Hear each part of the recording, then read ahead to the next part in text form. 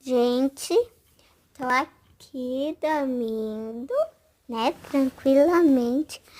Gente, o despertador vai tocar. Tocou, né? Eu acho que vai tocar. Não, na verdade tocou. Aí eu tomei um susto. Aí, gente, eu desliguei e tava explicando. Gente, vocês já viram isso aqui? Ficou muito bom. Esse despertador eu comprei hoje, que minha mãe foi pro hospital, aí a gente passou lá, depois do hospital, comeu, depois que foi comprar algumas decorações, comprei esse relógio.